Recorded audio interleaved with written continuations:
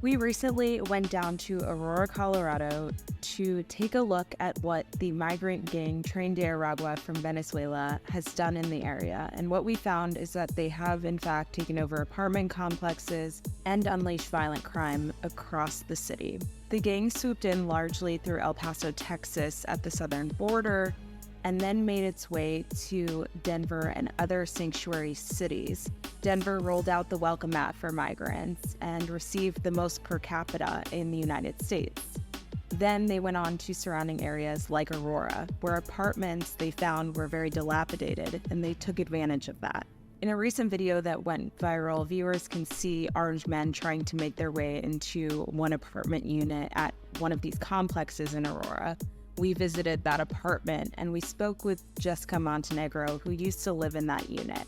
She moved out just a few months before that video was taken, but she said that they had a harrowing encounter before that, she and her family, her 3 kids and husband, where an armed man showed up at their door. They did not answer at the time, but she said that she saw the writing and bullet holes on the wall, and that after 8 years, they packed up their things and left for a new apartment because they knew the gang was taking over. For weeks, officials in Aurora had downplayed what was truly happening in plain sight. The governor of Colorado even told us it was imagination that the gang Tren de Aragua was taking over apartment complexes there.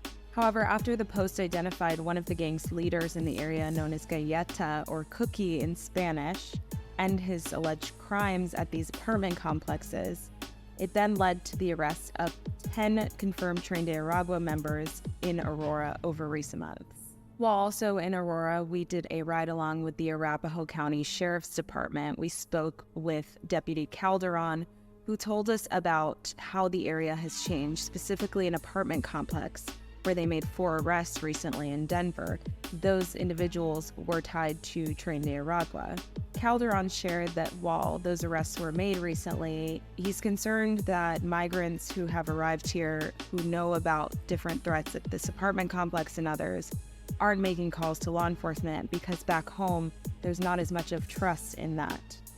The residents around these apartments were very fearful to speak. They were afraid of the gang, which they heard gunshots every night, they heard loud fights happening, loud music, and called the cops over it dozens of times, which they said they were unresponsive to. We also spoke with Douglas County Sheriff Darren Weekly, who has yet to see any Tren de Aragua activity in his county. It said if they come, they're not welcome there and they'll be treated like any other criminal. Weekly also expressed concerns with the police response to Tren de Aragua in Aurora, saying that Aurora Police Department has minimized the issue. Now, he hopes that the new chief of the department, who was just inducted, will be a much-needed change and will step up to the plate to address this issue.